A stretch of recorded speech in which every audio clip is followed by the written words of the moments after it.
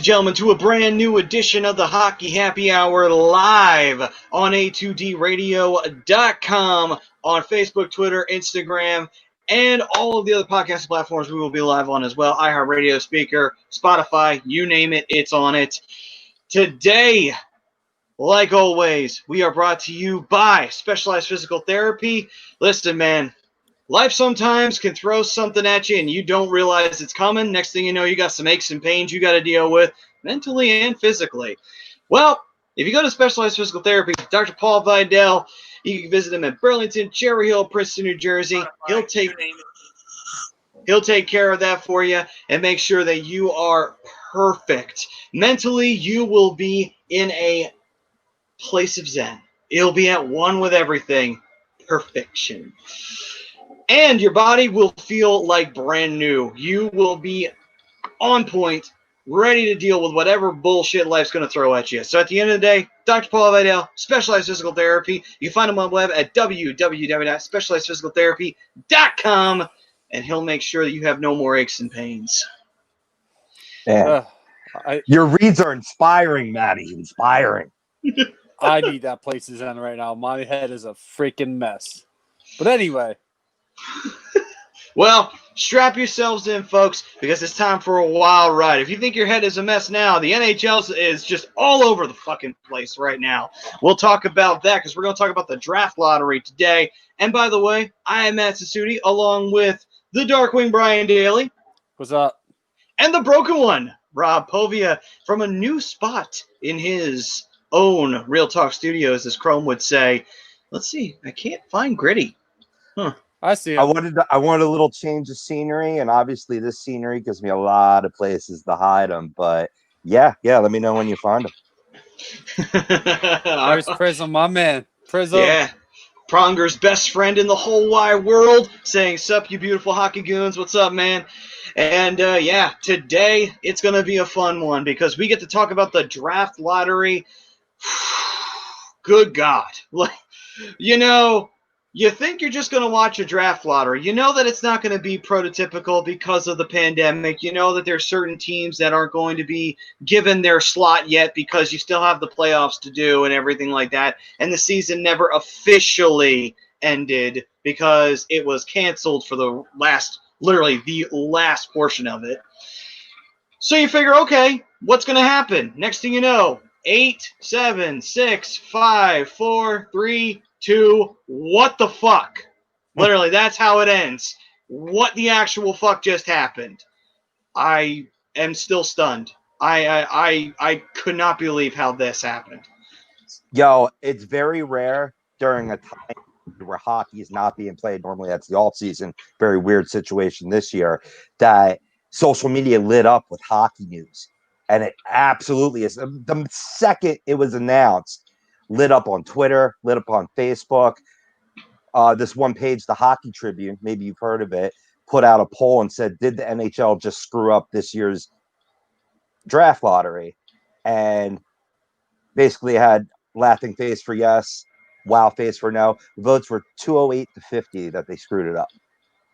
And pretty overwhelming. I absolutely believe that. And I get that they're trying to do it different this year because things are not, what you want it to be. It's not an ideal situation. But here's the problem. And it seems way too much of like it was planned to be this way. Like I get it that you want to do your 1 through 7 in phase 1, phase 2 you're going to do all the qualifying losers. I shouldn't say it like that. Qualifying losing teams. Yeah, you can say losers. And you keep building from there. I get that. But then you want to throw in a mystery team in with the 1 through 7. Okay, fine. Got no problem with that. Okay, let's just see where this goes. Yeah. 8, Buffalo. 7, Devils. 6, Anaheim. 5, Ottawa. Ottawa's got 2 picks in this first round. 4, Detroit. First of all, I understand it's a lottery, but I feel like 4 is way too low for Detroit, who was the worst team in hockey. Yeah, you talk about. Let's just put it to you this way. By the way, what's up, Greg, Tom, and Chrome, who all said what's up? Oh, and What's up, Ritz. fam? And speaking of Ritz, so right before when I was doing the second half of Lazy Booking with Ritz, Pronger's best bud in the whole world, Prism, chimed in, and he said, like, so can I basically fuck the Red Wings? I was like, dude, you can do whatever you want with them because the NHL fucked them. The NHL absolutely fucked them this year. Like, bent them the fuck over and said, enjoy, guys. Sorry, we have no pillow for you to bite. Yeah, that's literally what it was like with the NHL this year in terms of the Red Wings. Well, it's not even just the Red Wings; it's any one of those 7 teams. Because now you got. I'll be honest with you. I honestly was thinking Ottawa was getting the number 1 pick. Yeah. And I'll tell you why. Because of Best the 2 odds. picks. Best odds, 25% of getting the number 1 overall pick. Okay. All right. 3, Ottawa. 2, LA. 1. This is where it gets to the point where I think it's a complete setup just to get people talking. Right. And It a worked. mystery team, a losing qualifying team in the playoffs. A team in the playoffs gets the number 1 pick. Yeah. I think it's a little too much of a setup. This is going to mark the first time in NHL Draft Lottery history that a team without one of the league's 7 worst records will grab the first overall pick.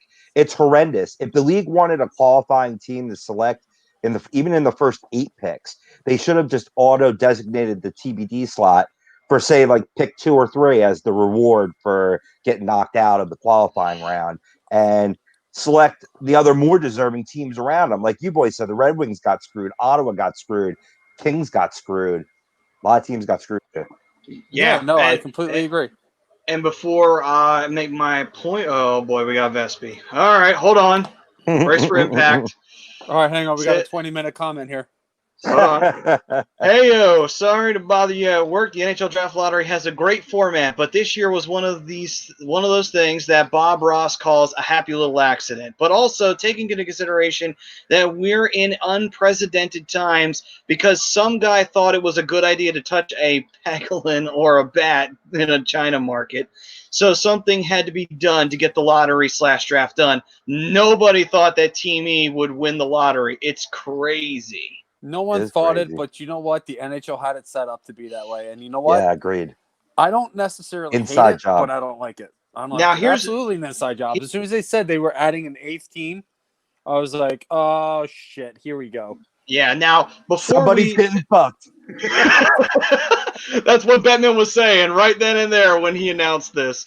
But what I was going to say was, before I dive into what I was my point, I was going to go back to some of those comments before, because Chrome had one that he brought up here that was actually really good. He said, double rewarding teams by having a chance to get into the playoffs and getting the first overall pick is just a joke. And yeah, you get into the playoffs, and Steph saying, what's up, fam? Hey, Steph. I love you, Steph. And it's just one of those things where here's what bothers me. The season was practically done.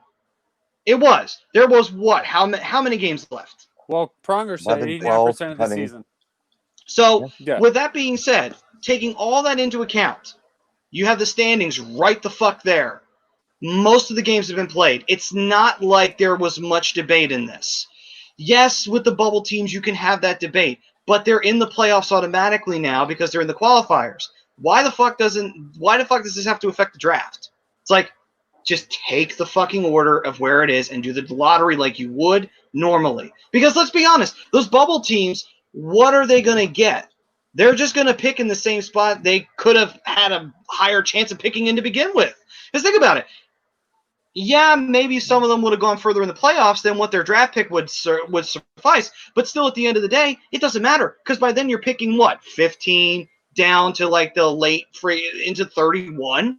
The difference is negligible based on these times right now. Go on. Yeah, and that's my ultimate point. You had the season practically finished. You could have just done the lottery like regular. You didn't have to make it a fucking Einstein project. But, they also made the playoffs a fucking Einstein project when the Jets came back into the league. Right. So, God forbid. Frank saying if Pittsburgh or Edmonton get that pick, it would be absurd. But imagine Edmonton getting what is their 5th number 1 pick in 7-8 years. Imagine McDavid, Draisaitl, and Lafreniere. But I will have to say there's an asterisk next to that because they cannot afford Lafreniere past his entry-level contract. Anyway. They might be able to pull it off, but I don't think Edmonton's going to do it because if the news that I heard today is true and the hub cities are now official, Edmonton is going to have home ice advantage in the playoffs. Yep. Edmonton and Toronto are apparently the 2 hub cities selected. And here's the kicker.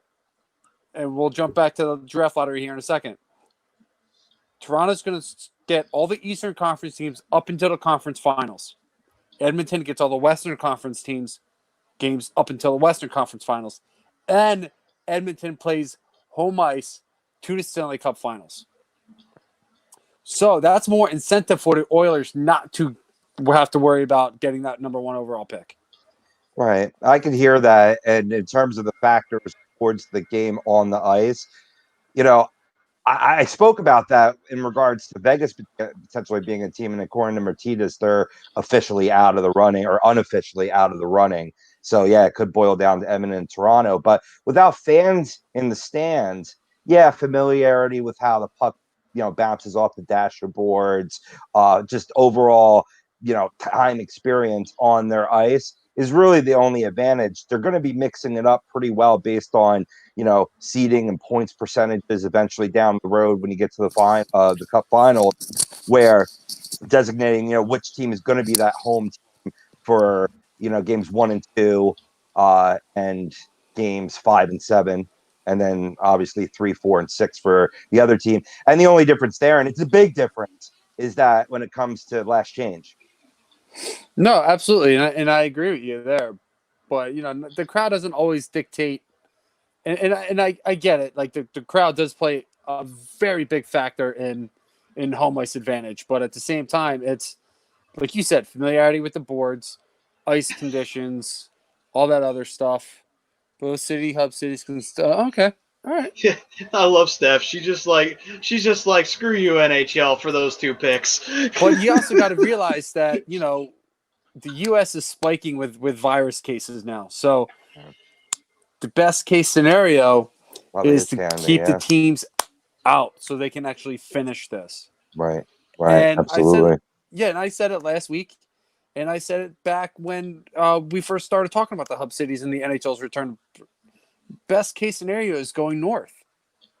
Playing in a place like Toronto, Edmonton, Vancouver. I thought those were going to be your best places. Surprised Winnipeg wasn't even an opportunity.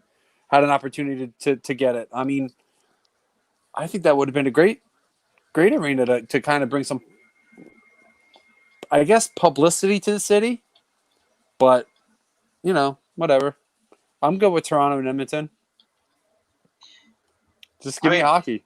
So with those 2 hub cities being narrowed down to those 2, the only thing that has stopped the official announcement right now has been the simple fact that there are CBA talks going on in the NHL, which there was going to be anyway because the CBA actually expires this year. So now you have the situation of, okay, now it's going to be a political thing. It's going to be, okay, how are the owners and the players going to work this out? Unfortunately, they did, like you said, Rob, off mic, they did move training camps to which date? To the 13th from the 10th. Now to give extra time for them to work out the CBA talk. I don't like that. I think that. it's just to finish out just the season, and then they're going to get into the real stuff. They want to get the minor details, odds and ends figured out. Dot the I's, cross the season. Or cross the I's, dot the T's, whichever way you want to look at it. Because this is all bullshit, honestly. Let's just play some hockey. But it is delaying the final announcement, making it official to be Edmonton and Toronto. That's for sure. Yeah. Real quick, boys. I mean, this has to do with that question to me, Johnny from out in Ventura, California. He goes, did the NHL miss a golden opportunity to be the first sport to come back in North America? What he pointed out with regularly struggled TV ratings and popularity in the States, they could have been the only show or one of the few shows in town. So did they miss an opportunity? Especially with the delay of the CBA talk, not so much the plan for being safe and having protocols, or have they been wise in taking their time to ensure safety for the players? Oh, for sure, they've been wise in taking their time, because this isn't going away anytime soon. And the best thing to do is come up with guidelines that you can absolutely take to ensure player safety, um, and all that other stuff. This is something that spreads fairly easily, and we're seeing it. We're in the middle of at the beginning or middle of a second wave, however you want to look at it. So the fact that they're taking their time and they're wanting to make sure that everything is in place as far as protocols and guidelines, I'm good. I think it's the right move right now. Mm-mm. Yeah, I mean, when I look at it this way, in all honesty, I hate to say this and I hate to be that guy, but there's really only one way that hockey is ever going to get back to the popularity that it was in the States. It has to be vicious. It has to be, because that's how hockey is stereotyped in the States. It's a stereotype of there's fighting, it's brutal, there's nasty hits along the boards, people get thrown through the freaking glass, there's fights in the penalty box. That's how it's always going to be perceived in the United States. I hate to be that guy to say it. There's not as many fans in the States like us that would rather, we don't need to see the fights, but we can appreciate the game for what it is. I hate to say that, but that's the truth. There's a lot of fans who still believe that that's what they preferred in hockey. They don't give a shit about the rest of it, You could be right. You could have a point there, but I don't know. I could see it the opposite way too, because I think a lot of people have stayed away from hockey because of the violence.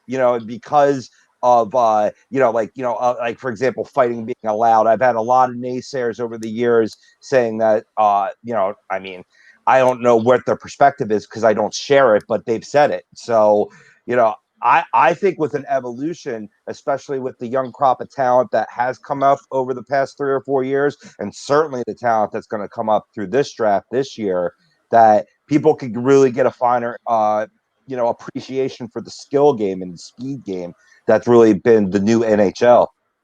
I mean, Matt brings up he has a solid point. Like I can't sit here and dispute it. But Rob, you brought up a great point on the other side of the coin too, where it's not a part of the game anymore, and people have to realize that there's going to be fights here and there. There's going to always be big hits along the boards. I don't remember many people going through the glass like Maddie said, but yeah, send me those videos. Well, I would love to see them. There's a few. There's a few I from would love back to in the see 'em. day. There I haven't would love to see 'em. recently happened. What, you forget about the hits from back in the 90s when guys would go flying through the boards? Like that. Boom. Boom. But I've been watching hockey for probably a good 20 years. Never seen a guy go through the glass. I've seen pucks shatter glass. Never seen a player go through. What's up, Wells? What's up, Will? Cheers, Want to brother. go back to a couple comments before I don't even know how to pronounce the guy's name. I know Dan Murphy said, let Gritty speak. Has anybody found Gritty tonight? Obviously in the new Duds, new location. I think I have. Where you got him? Right where our boy Prism says. Yes, sir. Yeah, you guys are too good. No, not that easy. one. I started off easy, man. There's going to be a whole plethora of space. That one, right? oh god. Um, So let's see this comment here from Azami. Mirwa Azami, and he's saying Ottawa gets the first pick, and the problem owner of the Sens won't pay the player a few years, gets big contract. NHL hates Sens in Ottawa. Well, okay, I will say this: I don't think the NHL hates Ottawa, but I do believe that Eugene Melnyk has caused them enough headaches in terms of not playing players what he should be paying them, and a lot of them just saying "fuck you," I'm going to go play for somebody else. And by the way, San Jose is officially stupid because they would have had the number 2 pick, and they traded for William Karlsson, who underperformed. So just saying, I understand he came with a lot of praise, but he woefully underperformed. We'll see if he rebounds from his injury. I know he had that lagging, but again, though, you kind of you got egg on your face here because you had that number 2, and it's gone. It went to Ottawa. It's all right because they traded for Erik Karlsson, not William. Well, my bad. I forgot that Williams in Las Vegas. But anyway, I hate the fact that there's 2. But anyway. There's another one, too. Yeah, they all look plays alike. in San Jose. They all look alike. They all look alike, and they all play on the Pacific Coast. This actually ties in with a cool quote that I read today from Sens GM Pierre Dorian. He told Sportsnet that he thinks Ottawa will get a player at number 3 that could play for his team as soon as next season. And when we get into the mock, I will theorize who that player will be, and as we all will. I definitely think my number 3 for Ottawa is he could definitely make an impact from the get-go. Sure. Yes, I hope he breaks his ankle. Stuff. By the way, can we bring up Pronger's best buddy in the whole world, Prism's comment about the Red Wings again? Just because the long one about the Red Wings. Thanks for the Twitter love, by the way, man. Sharing the shit out of the show and like our our hype man. Every good rapper needs a hype man. Here we go. And he's saying, can we all agree to a degree that Detroit didn't get the first overall pick because the perception is that they were tanking, and that's what I took from it. I will say this. I don't know if Detroit was tanking. They're really that bad. They are really that bad. Something that's subjective shouldn't play a part, but maybe it could. Yeah, sure. Well, I'm going to get into it a little bit deeper about Detroit when we get into the mock draft part. But I don't necessarily I think to an extent they were tanking, but I don't necessarily think that they were trying at the same time. I'll get into a couple bigger stats when we get into who they pick and why. Well, there's a guy that I follow on YouTube called The Hockey Guy, and he's hilarious because he's got all this great knowledge and everything, and he actually put it out this way, and this is a great saying. He said, players don't tank, but GMs do. Absolutely. Players don't, in their mind, say, we want to get the first overall pick, so we're going to suck this game. But GMs will do everything in their power to make sure it's like, my team sucks ass good. We're going to get the number 1 overall pick, even if they try. So we're fine. No, absolutely. I mean, I agree to that to an extent. Players can go out there and tank, but make it look like that they're actually trying. So, you never know. You never truly know. Yeah. You can say the Red Wings and the Devils can fuck off. That represents about 98% of this fan base, that comment right there. And Dan Murphy saying, Goons put fannies in the seats. Dave the Hammer Schultz, Bob the Hound Kelly, Andy Moose DuPont, Bob Battleship Kelly, Keith Magnuson, Terry O'Reilly, and the list goes on. And that's true. That supports your point, Maddie, before that maybe more violence would put more fans in the seats. I mean, think about it. Some of the players that we remember the most fondly are the fighters. Look at it this way. Donald Brashear is one of my favorite Flyers of all time, but he played on the team for 2 seasons, 3 seasons tops. He was not on the Flyers for very long. Right. They make an impact. Great minds think alike. And when we were speaking with Riley Cote, certainly they play a big part in terms of policing that ice, and you're missing that a little bit, these days. So it definitely, on the legitimate angle, not even on the fan base angle, having enforcers does create a better quality product because they're protecting the superstars, watching their back. Yeah, I mean, I get it, but at the same time, you got guys who can pump 30, 40 goals a year. They're starting to stand up for themselves. Like, they don't necessarily need enforcers. Look at Travis Konechny. Perfect example. He's a guy who can absolutely put in 30, 35 goals a year, and he's not going to stand down to anybody. He's not going to take a cheap shot. Not the biggest guy out there, too, but he could definitely swing them. Yeah. Who's another? Tom Wilson. I mean, he's a little bit more of a thug, but he can pop in 20, 25 goals a season, and he'll fight. He'll drop the gloves. He'll fight with anybody. Simmons was another example. And the perfect example, too, you could go back to, the 90s and the early 2000s. Timo Solani could score, but he could also stand up for himself and throw the body around when he needed to. Forsberg, another guy who could do that. Drop the gloves, though. No, he wouldn't drop the gloves, but he would absolutely, if you wanted to try and drop him, he'll drop you instead, But Ovechkin's another one. Ovechkin can stand. Yeah, he throws the body around. That whole Washington team likes to throw the body around, truthfully. And when you think about it, Forsberg was another guy, and that's what wound up killing his career, was his style of play, because he would score a lot of goals, but man, he would throw his body around like nobody's business back in the day. Yeah, I mean, like, with the whole enforcer thing, like, there's no role for him anymore. I mean, yeah, it's more of a European finesse style game, but at the same time, a lot of these players will stand up for themselves now instead of having somebody else go out there and do it for them. Sure. Which I give these players more respect for that. Steph saying, "Did you all see Riley's allergies? That was me the last 2 days." Yeah, it's that season. That's for sure. That's for sure. But I wanted to read you boys real quick this very short text message from sportscaster Brian Burke, former coach in this league, to Ron McLean via Sportsnet, and it simply says, when they announced, the team to be determined for the number one pick, he writes, "This is a disgrace," and that just sums it up perfectly. It's an absolute disgrace. It's one thing to make things work.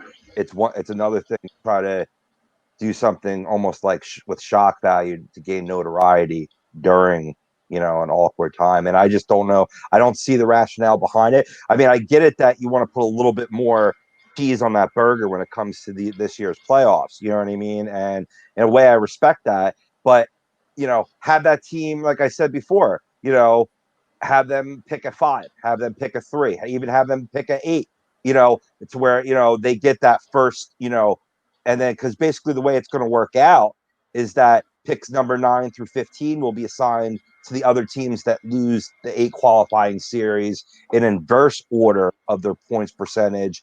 And then pick 16 to 31, obviously, will be determined by the results of the playoffs from everyone that makes the first round. And I love, Oscar Strong, baby.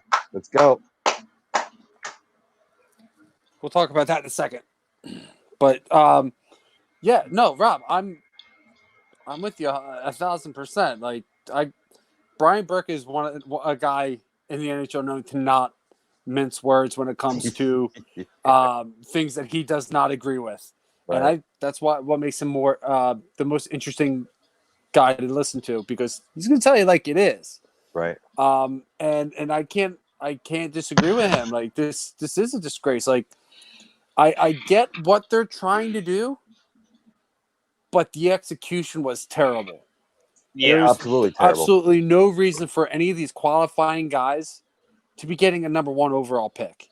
Now to get the and Steph saying, "Thus, this was fucking bullshit draft. I don't fucking care what anyone says." This is bullshit. They're even saying the Eastern European bloc. This is bullshit. Yeah, no, I agree.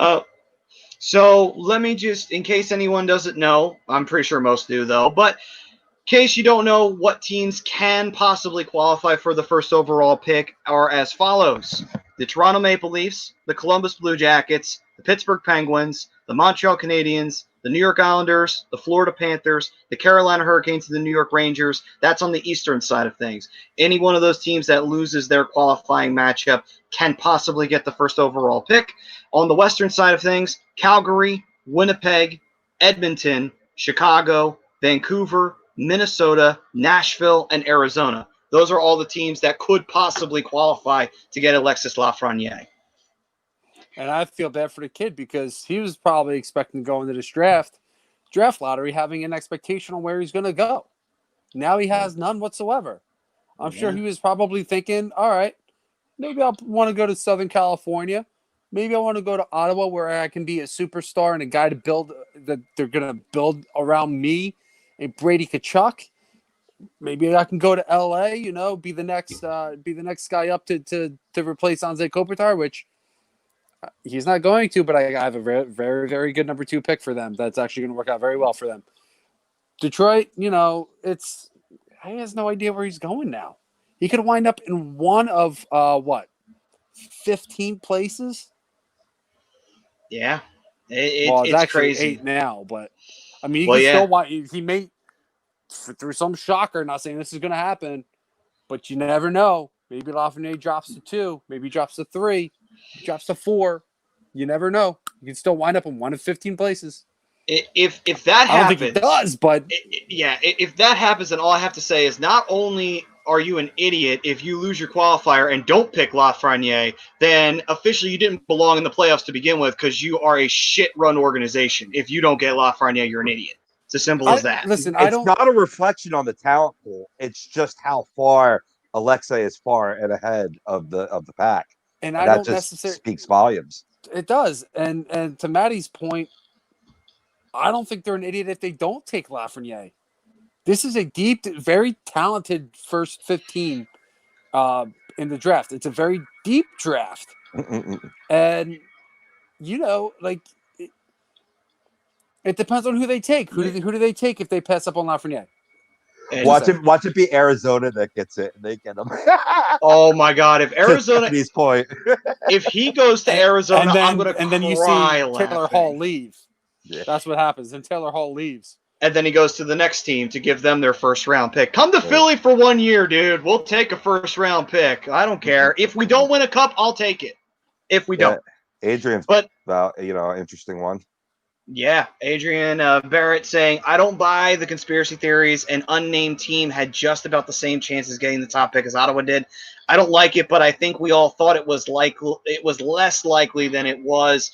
See, the weird part of it is that Ottawa had 2 shots at it, and they had a better chance at it than anybody else did, and still that play-in team got it when there was also another field of other really shitty teams just sitting right there. It's like, I don't know. I feel like it's way too much of a coincidence that the 1 year they're going to do this, they pull this shit. I'm thinking like, nah. Like maybe other years there was no conspiracy. Maybe other years.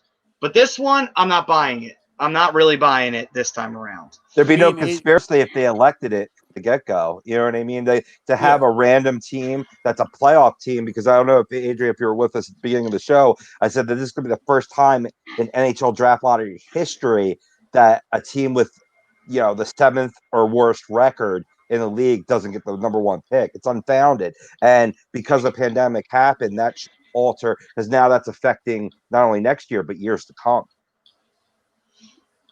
Yeah, Murphy talking about some of the amazing fights with Rick McLeish versus Henri Boucher.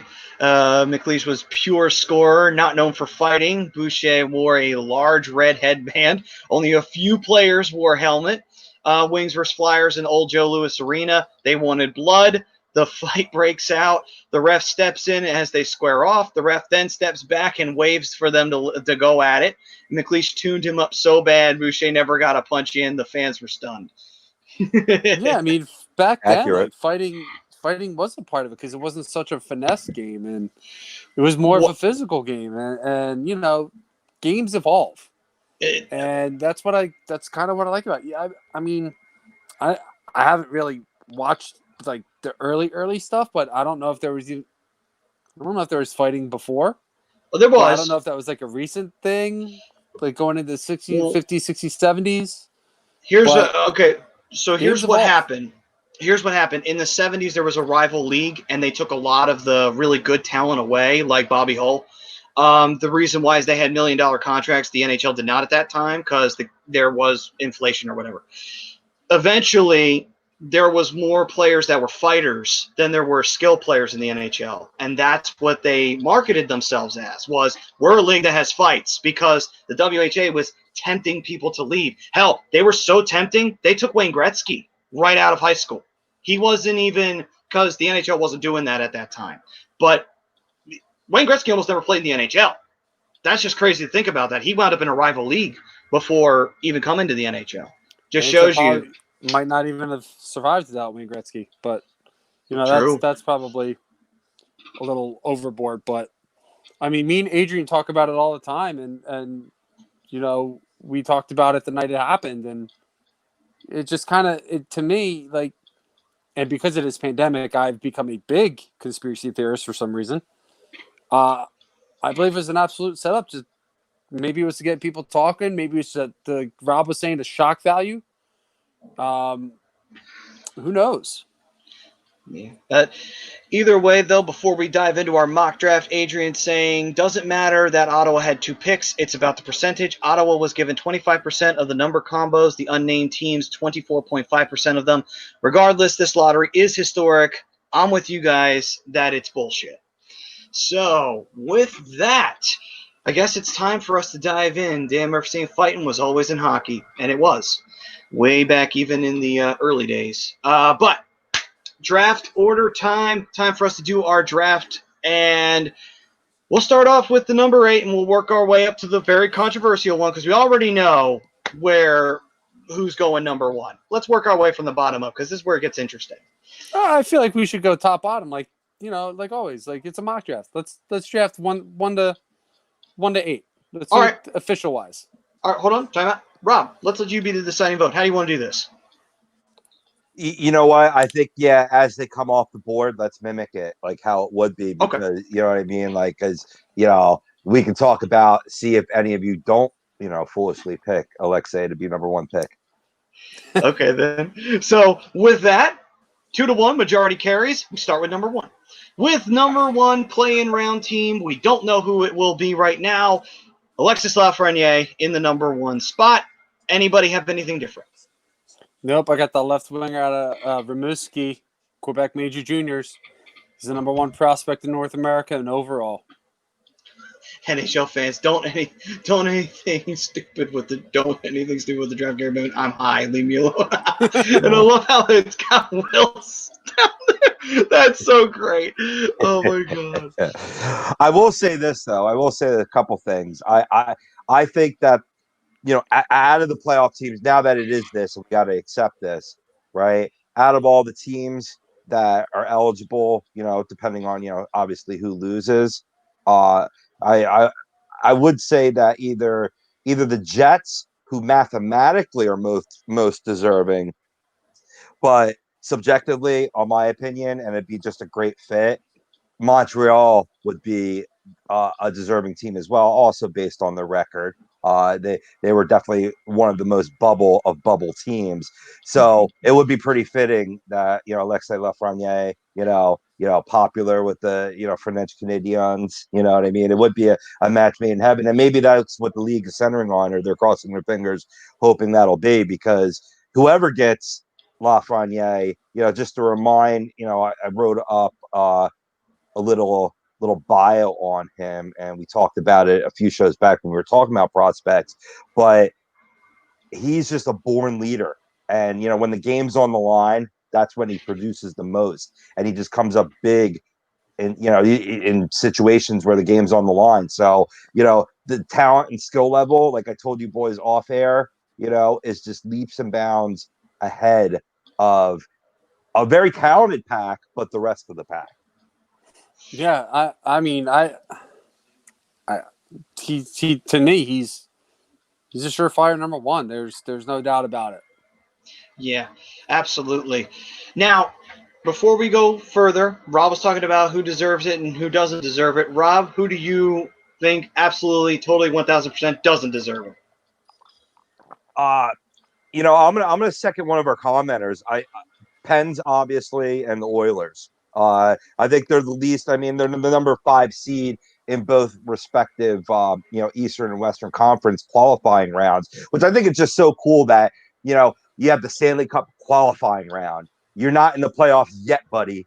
And then the first round starts. It just, I'm really enjoying the setup. I think that it'll be really fun if and when they can get this going. But, certainly the Oilers at 5, and the Pens at 5, they have to be the least deserving. And basically, if the Pens somehow weasel their way to getting this pick, we're riding. Let's go. Because, I mean, that's just, talking about this is bullshit. That'd be ridiculous.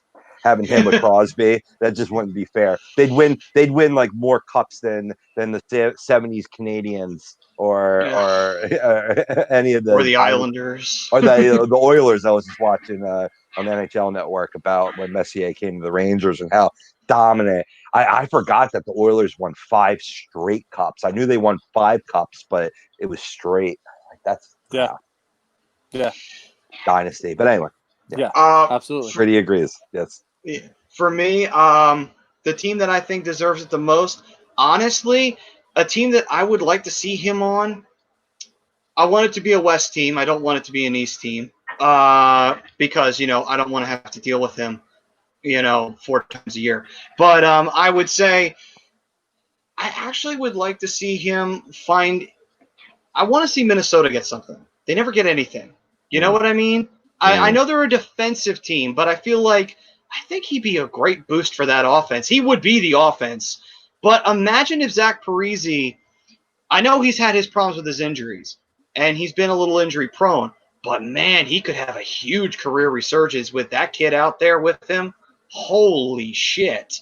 Yeah, that would buddy. be scary. Yeah, buddy. Well, I mean, let's be real though. None of them really deserve it. It should have been a lower 17. But Oh, yeah. I hear what you're saying though. Yeah, deserve is who we would like to see him on. Don't deserve is who we absolutely don't want to see him on. And for me, it's obviously Pittsburgh. And I don't even care if he goes to Edmonton because then I really don't have to see him all that much. But I do absolutely not want him on Pittsburgh, 110%. You don't have to worry about that. I doubt that they lose to Montreal. Especially if Carey Price opts not to play, it's going to be a tough fight for Montreal without their star goalie. But good point. Bri, for you, deserve, not deserve? Anybody that's a top seed in the qualifying match, I think, doesn't deserve. So anybody for 5 to 8 on either side, I don't think any of those teams deserve it. I do think teams like Arizona, maybe Chicago, as much as I would hate to see it, and yeah, Damien actually just said it. Said it. I do think Chicago. I would like to see him with Kaner or Taves. I think that would be extremely dangerous. I know a lot of people around here don't like Chicago because of 2010, but they're a team that's rebuilding, and they're a team that's looking for. I actually agree with that from Dan Murphy. Yeah, good thing the Flyers didn't sign Parise because there was talk about signing him when he was going to leave the Devils. Yeah, I remember. But yeah, Chicago. I think is a team I think it could deserve because they're close. They're real close to being that contender again. Couple defensive pieces as well, and I think they're right back in it. Yeah. And you know what, Prism, you're not wrong. Caden is a future star goalie, but I don't know if he would. He's going to be thrown right to the wolves. As you're like, hey, now you get to deal with Crosby, who's healthy, Malkin, who's healthy, and the entire Penguins offense. Enjoy. May not be as dangerous as it used to be, but it's still pretty bad. I mean, they're not going to throw him to the wolves yet. He's still got a couple. I mean, we're just talking about it. Carey Price is still on the contract for another 6 years. So unless you trade him, he's not going to see any ice time anytime soon. Yeah, true. But with that being said, though, so you got Chicago on the deserving side of things, and you've got anybody else who is a top seed not deserving. Okay, then. I like it. I mean, let's be real. None of them do. So let's look at the teams that are on the bottom end, and Chicago, Arizona, Minnesota, Nashville, Montreal is really the only team in the East that I think could deserve them, and it could be a good landing spot for them too. But something about Chicago. I like Chicago and Lafreniere. Yeah, and I will say this too. If the worst does happen, and I pray to God it doesn't happen where he goes to Pittsburgh. If they lose and he goes to them, it sucks because they absolutely can afford him because they can get rid of Malkin because his contract's up in a year. So they could easily afford him. All you got to do is trade Malkin away. And anybody will want him. Contract's coming up soon too. Yeah, so you have the ability to trade both of those guys. You could package them and say, hey, take these guys, give us something back, so that way we can sign Lafreniere for future and have Crosby train him. That would be the worst situation. It's not going to happen. I'm going to agree with you on that, Brian. It's not going to happen, but it's possible if he does go there. They actually have a better chance of signing him than Edmonton. I wouldn't even think about it because you know what? Like I said, it's not going to happen. I highly doubt Montreal is going to beat Pittsburgh. Pittsburgh is a better team just overall. The only thing that Montreal has over Pittsburgh is Carey Price. True. And that is interesting, Prism. Price to Seattle. Whoa. He said that before. Yeah. Yes. But I If mean, he goes, even in that matchup, though, Brian, real quick, Matty, Pittsburgh still has two pretty good goaltenders match price, No, so that even absolutely. negates their one strength in that matchup. Yeah. No, absolutely. Like I said, I'm not taking anything away from Pittsburgh because No, I got you. Pittsburgh's a very, very good team. And despite everything, they still got that rotating door of players coming in and being effective. Montreal's got some good players. I just wanted to stick up for Pittsburgh. You know, we got Clinky in the fan, maybe tuning in here and there. We got Mick Matthews. It's good to me. If you are watching, Mike, what's up, brother? Okay. Get him out of here. Now we go on. Goes trade Malkin to the West Coast. Yeah, agreed. I would, yeah. I'd trade him to Colorado, honestly. Yes. But I don't know I if would they'd be able to afford him. Who knows? With Eric Johnson under contract, you're gonna have to get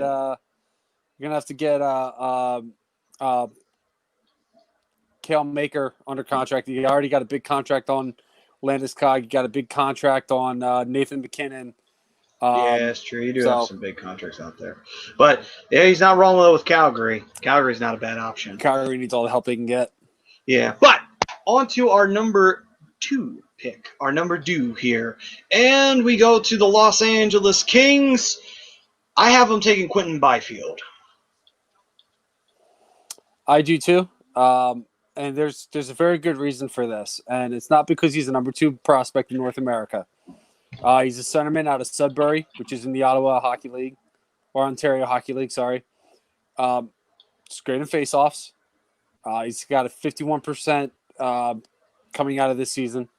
Big physical build, big guy. I believe he's 215 pounds right now. He's got outstanding scoring ability, which is something that they're lacking a lot of this year outside of having Anze Kopitar. Great vision with the puck. His offensive awareness is out of this world. He's going to be a guy who's going to create some offense for the Kings, and his player comp is very fitting for the style of play that the Kings use. And his comp has been Anze Kopitar. So I think he is a perfect fit for the LA Kings. Yeah, for a rebuilding Kings team, he could absolutely be their next franchise player.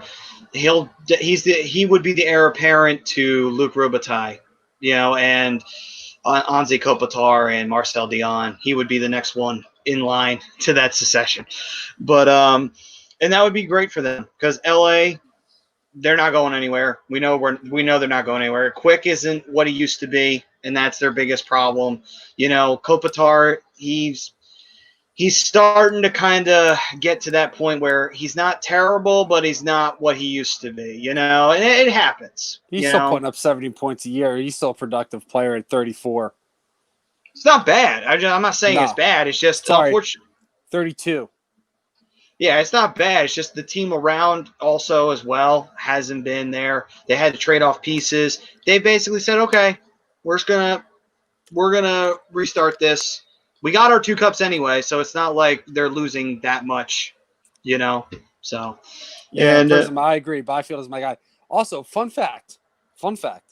If he's taken it too by LA, which I think is a perfect fit for him, he becomes the highest drafted African American player in NHL history. Nice. Yeah. Nice. Already making history, and he hasn't even. Yeah, he's already making history, and he hasn't even taken to the ice yet. All right. So, Rob, my brother, who do you have at number 2 with the Kings picking? Well, I assume you boys were just talking about Quentin Byfield, so I'll get to the point. That's who I got at number 2. I'm looking at NHL.com's mock draft. 2 of their analysts had Byfield as well. One of them, Lepage, had Tim Steitzel out of Germany, international player. So that was my big dilemma here. Who is LA? What's their biggest need? And I think their biggest is at the center ice position. And, we talked about Byfield in the past. He's a stud puppy. He's got speed and skill. for a bigger guy. He's creative on one-on-ones and really, is developing and looking like he could be a strong 200-foot player. Yeah. So much upside. So I think it'll be a good pick. And Kings being one of the teams that got screwed by this awful idea by the NHL, they still come out with a pretty quality player in Quentin Byfield. Oh, absolutely. And I was just telling Maddie, there was a great faceoff guy, 51% for the season. That's something else that the Kings need as well. And his player comp is to a guy who's already on the team as well. So it makes him a really good fit for that system that they're working on. Right. So Right. and his for you, Rob, is Anze Kopitar, which, like I said, fits perfectly. Fits perfectly for that system. Yes, absolutely. Okay, and now we go to pick number 3. In the third spot, the Ottawa Senators, who were able to get the San Jose Sharks pick in the trade for not William Karlsson, Erik Karlsson. There you go. And who has one of the best mustaches, if not the best one today in the NHL. And unfortunately for the Sharks, I think they would like to have that pick back. But anyway, it's Ottawa's now. And I have them taking Tim Stützle. Yeah, I agree with you, Maddie. I think, if the Kings don't go with Stützle, this is where he will go. Getting back to the point that Saint-Jean Pierre Dorian said about wanting to get target a player at number 3 that could play for his team as soon as next season. Tim Stützle could be that player. The international scout that we talked to, or at least I talked to in the past, he said that he feels he still really should stay in the German league for at least one more season for maturation. But the kid's got skill. Getting back to his profile real quick, he he's been compared to Leon Draisaitl type player. Maybe even a little bit stronger than Moritz Seider. These are all guys that from Germany that were first round draft picks. So great company. That he's in, and his defining characteristic, he just creates something positive on every shift and brings speed, vision, strong puck handling skills, and a superior balance with dekes and moves. So, he's a fabulous player. That's going to be one of Ottawa's 2 draft picks. That's going to really help them turn it around. And, maybe sooner than later, you got to be patient with prospects, though.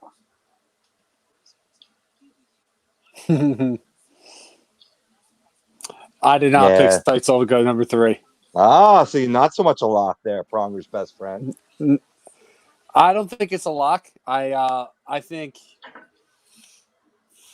they go in a different direction with the number 3 because obviously you got 3 and 5, so you're going to see him go in one of these 2 directions in those spots, and I think they address defense first, and they go after the best defenseman in the draft, and that's Jamie Drysdale, defenseman out of Erie in the Ontario Hockey League. It's the number 3 North American prospect in the draft. Let's be flat out. The kid's a stud. He's an absolute stud. He was a huge part in Canada winning the World Junior Championship this year. He's the future power play quarterback on any power play that he goes to. He's an elite skater. His skating ability is second to none. He has an elite hockey sense. Could be a great 2-way defenseman, more offensive minded, but can play obviously 2-way hockey. The kid's going to be stud, and Ottawa, I think if they don't take him at 3, he's not going to be there come the 5th pick. Agreed. Yeah. No, agreed. Absolutely. Now, here's my question for you, Brian. Let's say Los Angeles does go Stützle or another direction, and Byfield's available. Would you change that from Drysdale to Byfield, or are you still going that they're targeting defense in that 3rd pick?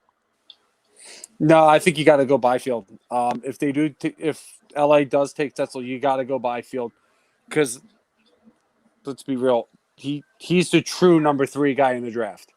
And in the top 3 picks, and Ottawa's got a different situation because they got two top 5 picks. Usually you're going to take the best player available. And if the number 3 player in the draft drops for you at 3, you take him. The kid's too talented to not take, and you take your chances and hope that Drysdale falls to you at 5. Because otherwise, your next team up is going to take Byfield, and he's gone. Right. But I'm in a complete different direction than you guys. So, to me, Stenzel's still on the board. So. Okay. Oh, he's fallen in your draft. He's fallen in my draft. Oh, shit. Here we go. Now the party starts. Let's go. All right, then. So, next up, we go to number 4. And that is the Detroit Red Wings, the worst team in the NHL. Here I had them taking Jamie Drysdale. I think that they definitely would be great to add him with Larkin. And I think that it would definitely put them in the right direction in terms of establishing defensive side of the puck and keeping things in that direction. Then you can start saying, okay, we're building up a strong defense. Now we can address an offense later, which is up to them. It's whatever decision they want to do. But, you have Larkin already. Go with Drysdale. Start reestablishing your team. It's still going to take a long time, though. Detroit's still got a while. They got a lot more draft lotteries to win before they're ready to go. Well, you see, this is where I disagree with you, Matty. I don't think they're that far off. They have Dylan Larkin, who's probably, unless they start winning soon, is not going to want to stay in Detroit.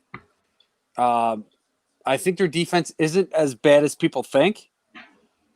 I think that they need offense badly, and these are the stats that I was teasing earlier. Detroit, offensively, their leading goal scorer had 21 goals, and that was Tyler Bertuzzi, who was also their leading point getter with 53 points. Ugh is right. They need offense badly. They need somebody in there to help Larkin create some offense. Larkin wasn't even the leading goal scorer. Yeah. So, you got to go offense here. And this is where I have Timmy going. I have Timmy getting drafted at number 4 to Detroit. Number 1 international player in the draft. You guys already pretty much broke it down. So, great speed, great vision, brings a swagger on the ice, big playmaking ability, and an ability to create offense. And that's something Detroit needs very, very badly. And like I said, 21 goals is your leading goal scorer, and it's not even Dylan Larkin. That's a problem. Yeah, that's a problem that you need to address. You need to address that immediately. You're going to have some solid defensive options in the later rounds, but you need a goal scorer. You need a guy to create offense. And Timmy Stenzel is going to be that kid. Damian Estrada saying, not to be funny here, but what do y'all think would be a Jalen Hurts kind of move in the NHL draft? For me, I love this question because this came up for me during the research. And, I have Jack Quinn right wing out of my top 10. So, I don't think it's as much of a reach as Jalen Hurts was to go for Jack Quinn. But, let's say, for example, a team like Detroit or even your Anaheim Ducks, Brian, reach for, a Jack Quinn when there's so many other better wingers. Not to disrespect the Tolley, it's a fine young prospect. I actually have him slated going 13th, depending on, obviously, we don't know what team will be selecting there, but just based on talent level and also where he plays, Ottawa 67's good pedigree there or whatnot, but he needs a lot of developing. And if somebody, reached for them in a situation where, even look at Detroit, to your point, Brian, where they do have good young skilled forwards and they go for a Jack Quinn rather than a Jamie Drysdale, that would be a Jalen Hurts moment for me.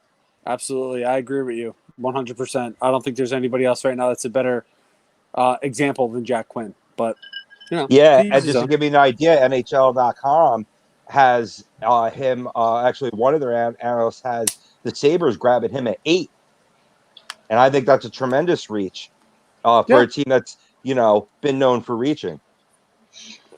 Absolutely, and I don't think it's much of a reach, but I think my number 5 is a reach. I'm gonna tease that a little bit, but Ooh, like stuff. All right, then. So I guess it's time to dive into that number 5 pick, isn't it?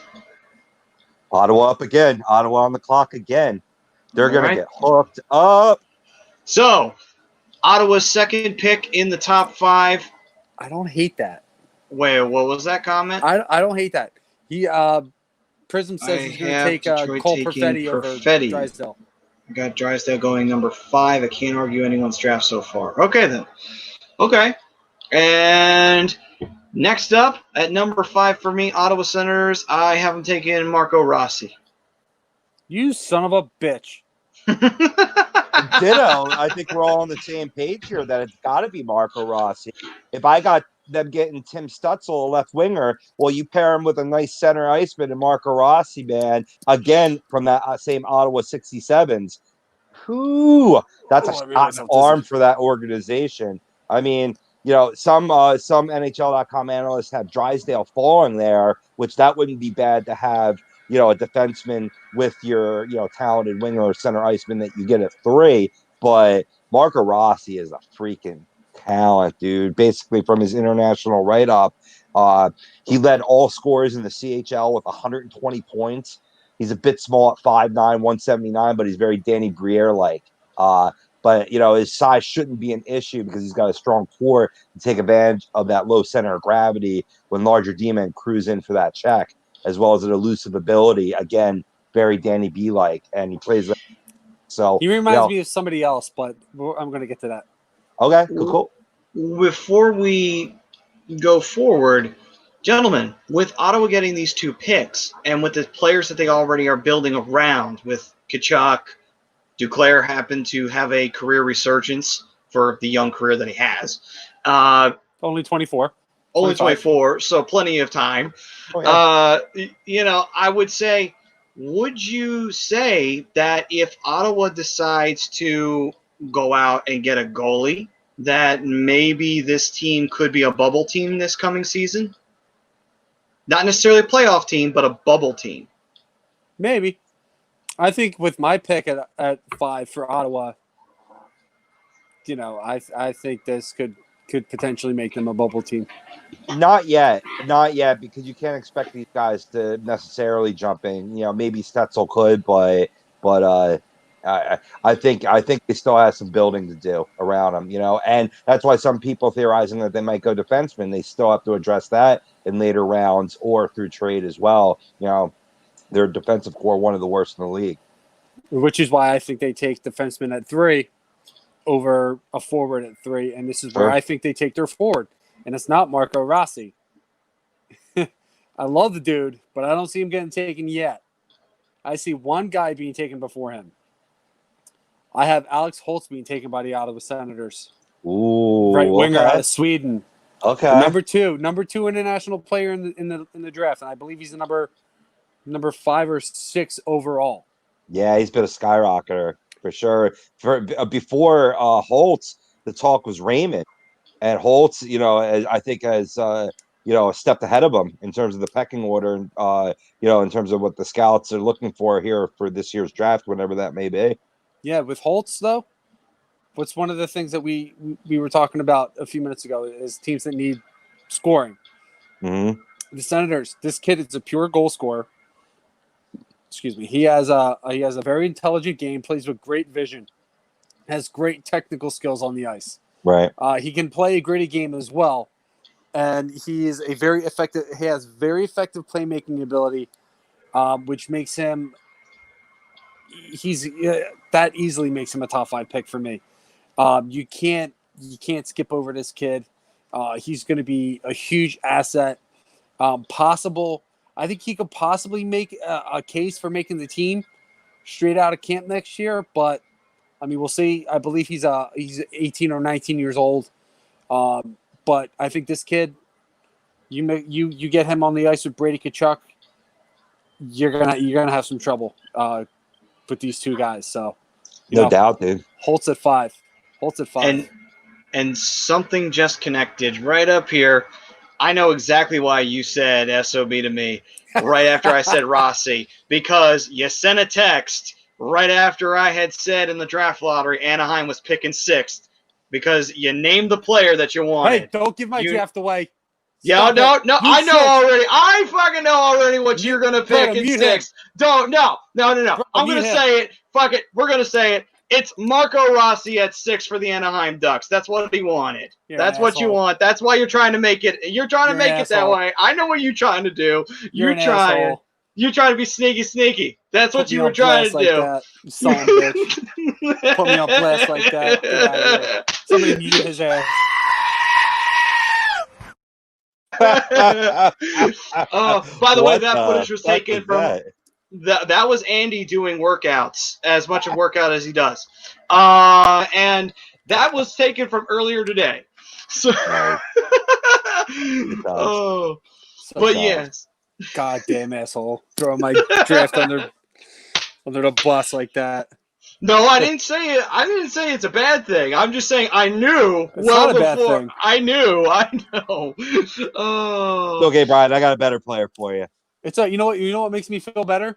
Knowing that all my arguments are making Prism rethink his entire draft. So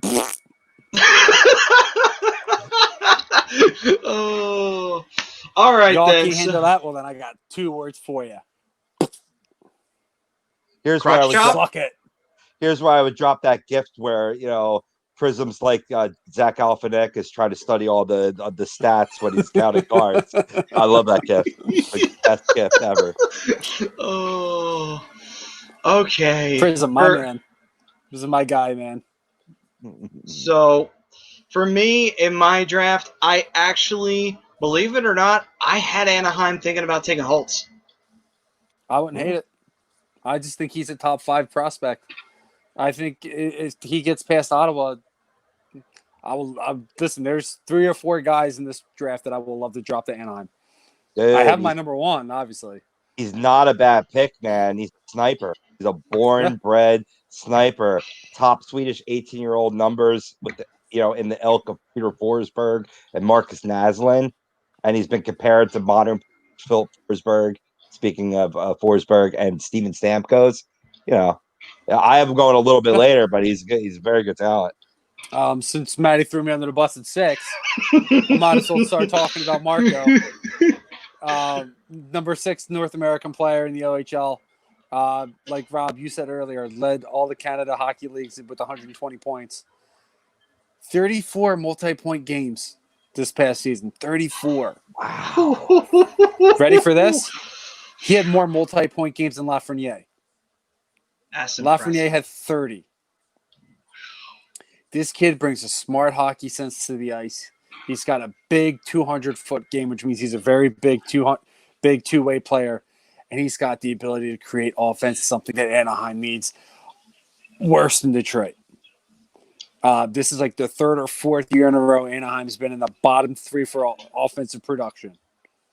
So they need a goal scorer. They need a guy who's going to create offense. You're going to get that from Marco Rossi. He can score goals. He can set guys up. He's a great pick, and I think he falls to 6. And if he doesn't, I'll be happy with Alex Holtz or Lucas Raymond if they decide to take him, But my guy, that's my guy. Marco Rossi's my guy in this draft. Just as long as he goes before the damn Devils are up, because I don't want Marco Rossi going to the Devils. Ooh, that's a good question. Trade down that would shock me. Well, I would be shocked if Ottawa trades down from their 3 pick, because I don't think they would do that. But trade up wise, what would shock me would be if I actually started to see movement. If Buffalo or New Jersey managed to move up, I'd be shocked if they were able to manage to get trades off that put them higher in their draft order. Oh, real quick, before I answer Damien's question, Prism actually gave me the idea. So, Rob, you were saying Marco Rossi kind of reminds a little bit of Danny Briere. He doesn't remind me so much of Danny Briere. You know who he reminds me of? Reminds me a little bit of Paul Correa. I knew you were going to say it. I knew it. I knew it was coming. I saw it with a smirk on your face. I was like, he's going to say fucking Paul Correa. I know he's going to say Paul Correa. You can't fault me for that. Like, I watched No, him I in his can't. highlights. The way he skates, his two-way ability, great vision on the ice. Like he can make a pass that most other players can't. He's a stud. And I think he'd give me Marco Rossi all day. And to answer Damien's question for me, if anybody in the top 4 trades down, that would be my shock, especially considering the talent level in this draft. This draft class is ridiculous. It's one of the better ones we've seen in a while. As far as a trade up, I don't know if there's many trade ups that would shock me because of the talent level in this draft. Well, the reason you don't really see it though either. Not here, you don't. I mean, it happened a few times. I know the Flyers did it once to get Konechny, but that was at 22. So it's nowhere in the top 10 do you see that. But the reason why I said the Devils and Buffalo would be like, well, if the Devils were or the Sabres were going to try and trade up, they would have to give up either Jack Eichel or Hughes, and that would be stupid for them to do it. So that would be dumb. Just not to say that the talent level you would get back isn't qualified. It's just why trade future away for more future? It's just like, don't you want to just get as much future as possible? You know? Well, here's the thing. As far as my trade down, obviously I'll be shocked if the number 2 through 4 teams trade down. Obviously that would boggle my mind. Why?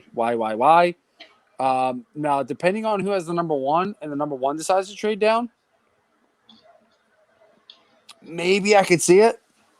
It wouldn't shock me as much. But, if a team like maybe Pittsburgh does wind up, maybe Edmonton winds up getting the number 1 overall, and they decide they want to trade down, I wouldn't be as surprised as seeing like a team like LA or Ottawa trade down. Because those are teams that really need these young, talented players to build their franchises around. Bring up a good point. That does get awarded that first overall pick. Could maybe ring the phone, give the Ottawa Senators, and say, "Hey, you want to give up, say, one of those 3 or 5, and a second round pick for our 1, so that way you have either 1 and 5 or 1 and 3 to get Lafreniere." Yeah, it could be. It's something that could happen. Well, Rob, what would shock you if you saw a trade up or a trade down? I think that scenario that Ottawa doing that, because I don't think Ottawa needs to do that. As good as Alexei is, right? I'd be happy with my scenario with getting Stutzel and Rossi. Yeah. And I mean, to me, 2 good players are better than 1. Yeah. Absolutely. 1,000%. Absolutely. Especially when you're a rebuilding franchise like Ottawa, who's pretty much essentially starting over completely. Yeah. You ever heard the word hard restart? That is the Ottawa Senators. Yeah. Especially since they hit the Eastern Conference Finals just a couple years ago. And then all of a sudden. And Chris Kunitz is completely start over, just completely starting to tear it down. Yeah. And Chris Kunitz still hasn't seen a jail cell for murdering them. But see here, and he's saying, "I swear the Blackhawks better not do a Bears move and draft a Trubisky." They may not. I mean, let's be real. There's a possibility that they do get the number 1 overall pick, and if they do, there's no way that this is a Trubisky situation. Because I think Lafreniere is a real deal.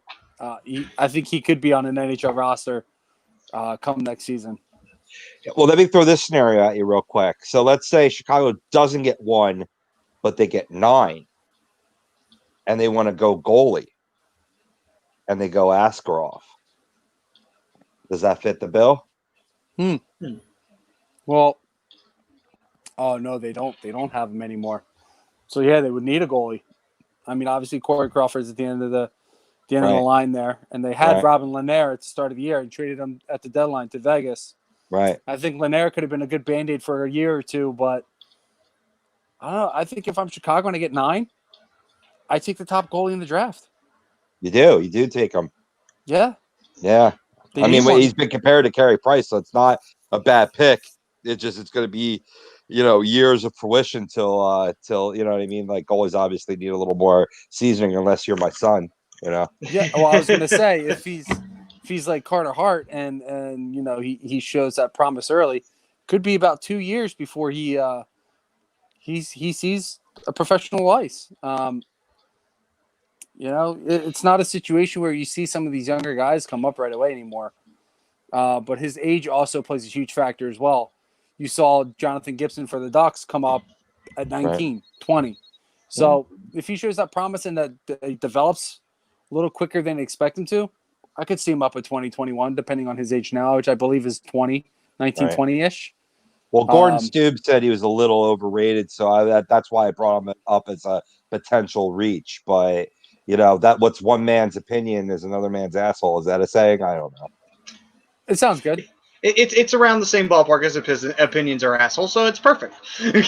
What's Prism say? I'm afraid for Buffalo. I don't want to see them trade the pick, number 8, and a player for a player already in the league. See, I don't like the idea of Buffalo really like. See, here's the thing. Have them taken. If you're, right. I kind of don't have to dislike that idea of them doing that, because that's what they've been doing for the past couple of years. Has been getting high draft pick after high draft pick and not seeing them come to full fruition. I.e., like Sam Reinhart. So you wanted to trade down or trade the pick straight up for a proven NHL player that's still maybe 24 to 28 years old. I mean that's another way to rebuild too. It's not always about the prospects. Yeah, but at the same time, you did bring in guys like Jeff Skinner who underperformed a little bit, and then you bring in a guy like Kyle Oposo who's pretty much been non-existent for the last couple of years. Right. But on the other side of that, you do draft guys like you said, Sam Reinhart, who hasn't quite been the number 3 pick that he was expected to be, and then you have a guy like Casey Middlestad who, he's still really young and hasn't exactly proven that he's ready for the NHL yet. But they expect these guys to come in and make some kind of an impact, and they haven't yet. So I mean, you could really go either way with that one. It's tough because the thing about Buffalo too is they've had problems with management. They've had problems with coaching. It's just like it's been a revolving door of BS surrounding that team, and it's not getting any better for them. Jack Eichel has gotten to the point where he's about ready to smack a stick over the owner's freaking head. So, but why do you think he just fired the GM? Because of Eichel. I thought you were about to say Jack Eichel's about to smack a bitch. Like his Wayne Brady got a token. He did.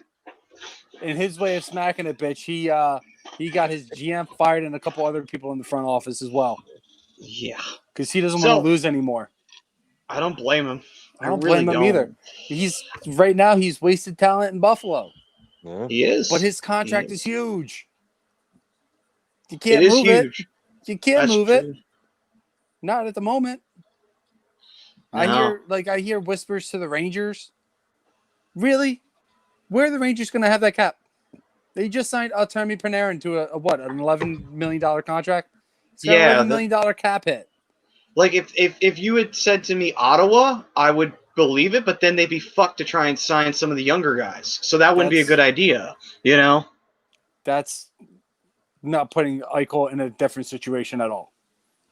Yeah, honestly, it isn't. And again, it's like, why would you, but Buffalo's a mess. Anyway, back to what we were doing. Let's see. Number 6 we were at. No, we weren't. Yeah, we're number 6. Number 6. We're 6. Yeah. I did 6. You guys didn't. No, I did. I had Anaheim taking Holtz. Rob, who did you have him taking? I have a name that has been mentioned yet, or maybe it's been mentioned in the comments, but I have Anaheim centering on Cole Perfetti out of Saginaw. Strong left winger, bit on the diminutive side, but similar to Rossi.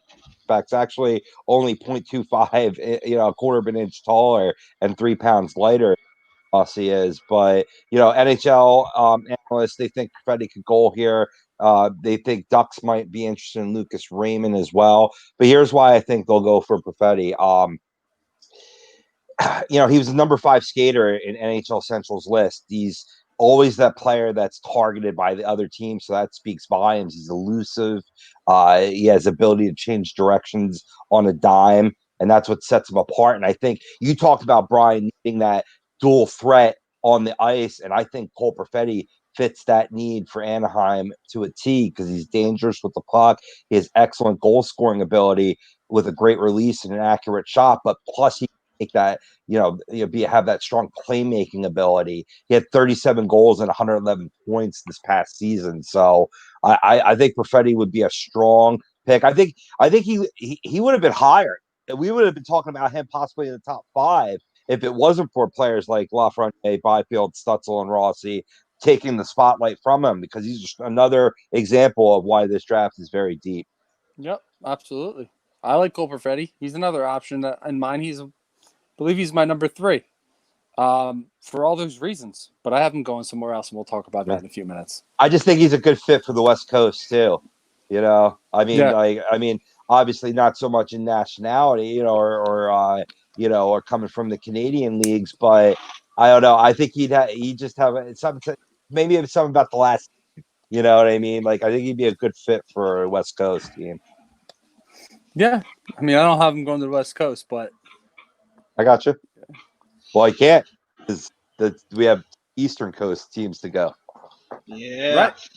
All right, so let's get into it. Number 7, the New Jersey Devils. All right, let's see here. For me, I really hope they don't take him, but I actually have them taking Cole Perfetti. I really hope they don't. Just gonna say that now, because everything you said, Rob, is spot the fuck on, and it's like, oh great. Although, to be fair, the last draft picks haven't exactly been panning out, but they're still very young, and this team is still very much in development. But if he's there, they're gonna take him. It'd be stupid if they didn't. Yeah, I disagree. You don't think they're gonna take Perfetti? I don't think they take Perfetti.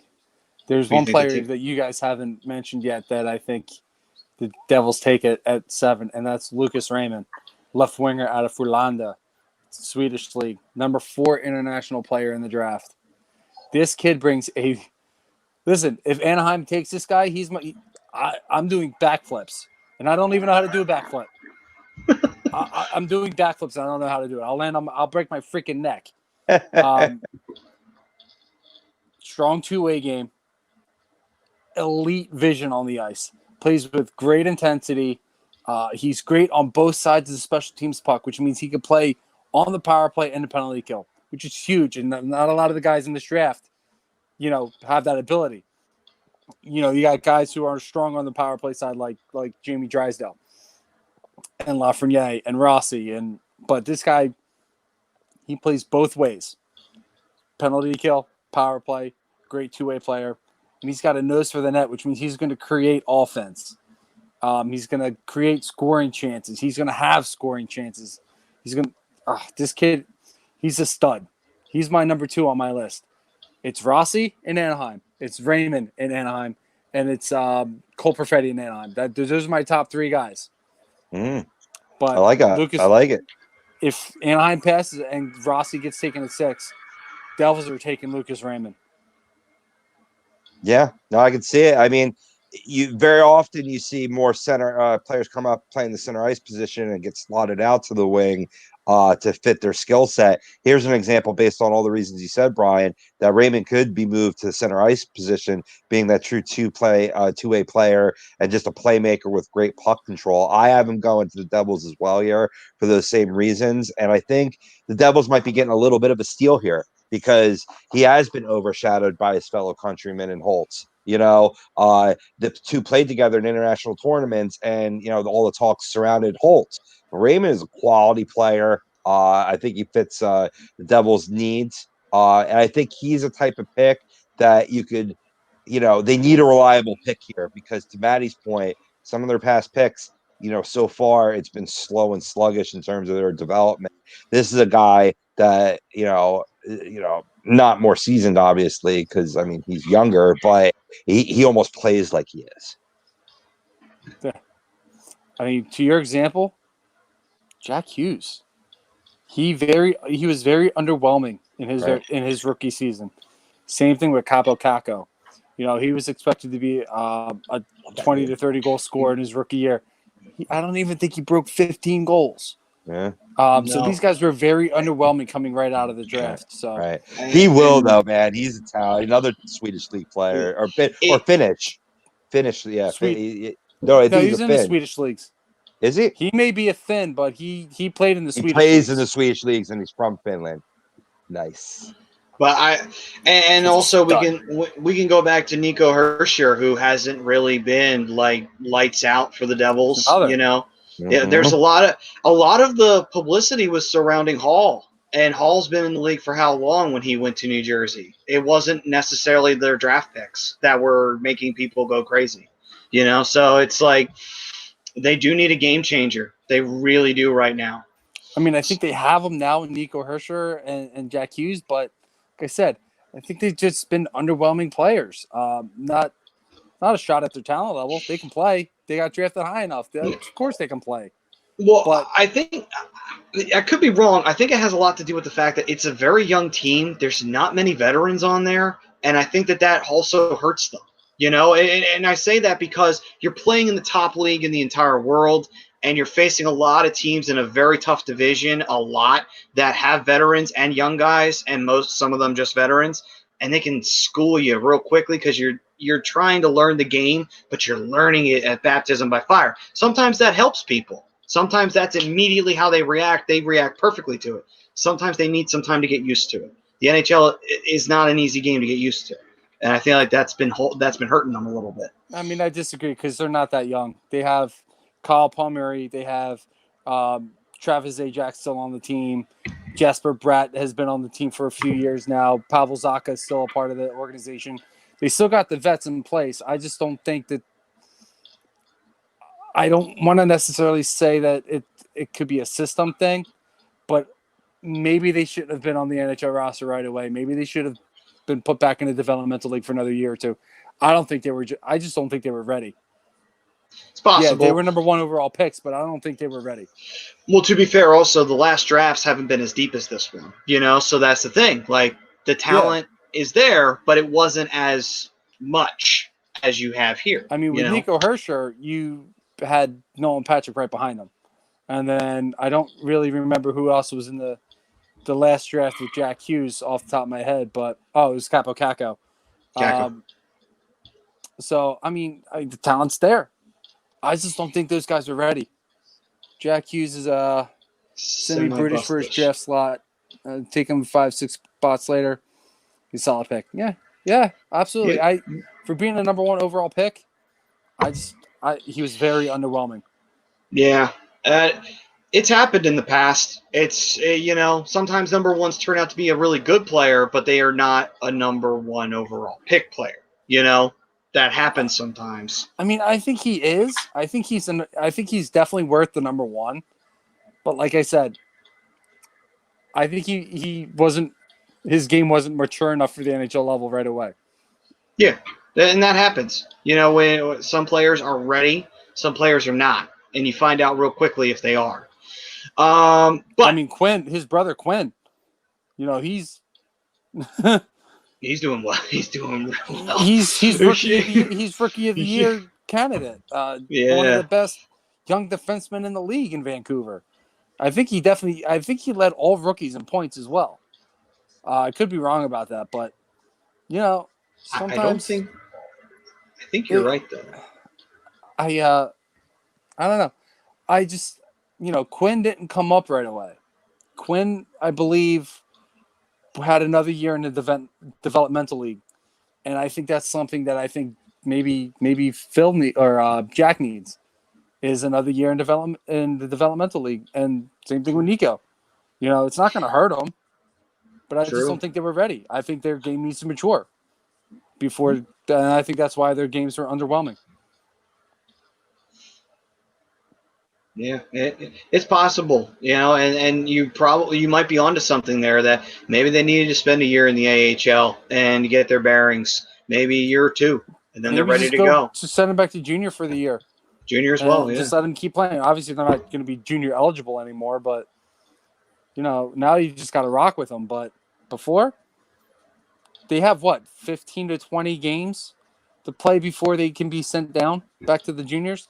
If they're not playing the way you expect them to play at that point, send them down. Let them go back and Yeah, develop a little bit more. absolutely. It does Yeah. more. I mean, it might mentally hurt them a little bit, but in the long run, these kids are 18, 19, 20 years old. They still have their entire career ahead of them. Oh yeah, absolutely. They could turn out to be, studs next season or the year after. Who knows? Yeah, I mean, But like I said, I don't think Kako had 15 goals this year, and he was the number 2 overall. I think that will hurt their confidence more than, hey, listen, we're going to send you back down to the junior leagues for the rest of the year. Come back to training camp. We're going to take a better look at you, see where you are, and then we're going to go from there. yeah, absolutely. Okay, so we move on from the New Jersey Devils and we move on to the final slot, the Buffalo Sabres. I had them taking Lucas Raymond here. This is where I got him taking Cole Perfetti, number 5 North American skater. Like, Rob was pretty much spot on with all his other stuff. It's great scoring ability, 111 points in the OHL. Obviously, he has a knack for creating offense. But something else that Rob didn't mention is he's a really good face-off guy. He's another one who spent the season at the end of the year having a 51% face-off win percentage. So that's something else that Buffalo could really use. It is not just a guy who can create scoring abilities like Jack Eichel, but a guy who can win some face-offs. It's not. It's an underrated stat that people look at is the face-off percentage, and people don't realize how important that is, especially when you're in the offensive zone. All right. What do you guys think Calgary gets? First pick in Gaudreau gets traded east. Which East team do you think will want Gaudreau? Gaudreau ain't going nowhere. I can tell you that right now. I don't know where this rumor started that Gaudreau's unhappy in Calgary and that he wants out, but Yeah. I believe he's got no trade clause in his contract. I fell for the myth or for the rumors. You know what I mean? Because I got excited about, local boy coming back home to his hometown team. Like just all the Phillies fans want Mike Trout to come back to Philadelphia. Yeah. We want Johnny Hockey over here. But no, I agree. I think it has been media driven. I think Girl is happy playing in Calgary, and certainly a little bit of a run in the playoffs would make him a little bit more happier. But in reference to our team, Maddie, the Flyers, I don't really think that they need Goudreau. I mean that's tough to say, but because he's a very talented player, but he hasn't reached his full potential based on his skill set as of yet, and that concerns me a little bit. And he's the same type of player as TK, and also with say Morgan Frost, So I would rather them have that slot. I mean, obviously TK, but I would rather have Morgan Frost have that slot. That's been being developed in our organization than bringing someone fresh and new. Yeah, and the other thing you got to realize too, you bring in a guy like Johnny Gaudreau, you're blocking somebody else off in the pipeline, because you also still have Joel Farabee, what's his name, Jay O'Brien, who's supposed to be another top prospect in the pipeline, and then Mikhail Vorobiev is who's playing in the KHL right now because of the play stoppage. But yeah, I saw that the other day. Ate at your made him restaurant dinner one the other night. time. Yeah, he ate at your restaurant one time. He ate and at he's my gone restaurant? to Russia. What kind of food are you making there, Brian? Fortunately, I didn't make his dinner. I made his sides, fortunately, but Well, no, it was him. It was 3 Flyers. It was him. It was German Rustev, and then Phil Myers. So they all came in. So you're saying that he would have better food in Soviet Russia than he would have Brian's restaurant? No. What I'm saying is, if I Yeah. made him dinner, he wouldn't be in the KHL right now. That's Okay, right. so because you weren't the guy in charge, which I understand. You didn't make it, so it's not your fault. I totally No. understand. No, it's not my fault. If you had made it, he'd still be here right now. I got you. Yeah. Well, if I made it, I would have sent out my business card, and he would be on our show right now, That's a good point. Yes. Very good point. along with Phil and German. That would be awesome. But anyway, what was I saying? You were talking about Johnny. So yeah, I mean, there's a lot of prospects right now that are in the pipeline, and you bring in a guy like Johnny Gaudreau, that clogs it up a bit unless you use him as trade bait. and To answer his first part of his question, I think Calgary needs to go defense. I think they need a defenseman. They have some good ones, but I think that's something that's been hurting them, especially earlier on in the year with defense. just ask Colorado last year; they absolutely ate that defense up. But anyway, I mean, look at their offense. Look at who they got: Sean Monahan, Johnny Gaudreau. I hate to say it, but Milan Lucic. I mean, they got some good players on their offense. We know that, but you need to focus a little bit on defense. They got some good guys, a good leader in Giordano, and then Derek Anderson's another one who's showing that he can play as well. So, get some guys to fill in that those unsure spots on that defense. I think you can have a good team in Calgary in the next year or two. Yeah, you can draft a guy like a Braden Schneider. Even a Ryan O'Rourke. That'd be a good fit. Schneider, I think, would be a good fit. I think he might be the best fit for that defense. Yeah. So, Rob, who do you have the Sabres taking? I have Holtz slipping a little bit, and I have him going to Buffalo. Maybe this is something in terms of team need, because I hear what you're saying, Brian, about wanting to get a young prospect that can help with face-offs to match Eichel's playmaking ability. But why not get him a sniper? And Holtz would obviously fit that bill. I've already spoken about him being compared to Phil Forsberg or Steven Stamkos type level talent. I think he's being a little overestimated. I still believe tried and true in Lucas Raymond as having a slight edge. Maybe I'm just more. I like that dual threat playmaker. Snipers can get cold, but I mean, Holtz could be the type of guy that he's got Ovechkin like shot. So he could go higher, like Matty had him. But if he does slip, I think he's not making it past 8 in Buffalo Sabres. Matty's Holtz he's a top 10 prospect. There's no way he goes past 10. No, yeah, absolutely. No way. I am happy though that Buffalo did not get the number 1 pick, because fuck them. That's why. But them and the Devils. But anyway, we lost Rob. You must have really insulted him with that. What about? Is Rob a closet Buffalo Sabres fan? You started insulting the Sabres, now he wants to jump off? Oh, geez. You know what? I think you might be onto something there, Brian, this whole time. Geez, you think you know a guy. He's had enough. Yeah, he's had enough. He's going to come back and he's going to be wearing his Buffalo Slug shirt. There he is. Sorry about that. And that was all me. I closed the wrong tab. I'm actually hardlined in tonight. No Wi-Fi. Ah, gotcha.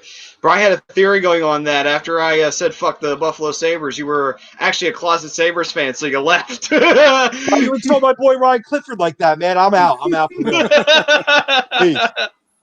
Nah, dude. That's another reason why I'm in the living room too. I was like, let me try this hardline thing, because I noticed throughout other broadcasts I've cut out a little here and there mid-sentence. It was a little better for the folks tonight. Well, you're still cutting out a little bit, but it's not as bad as it was. Yeah. It's not as bad as it was.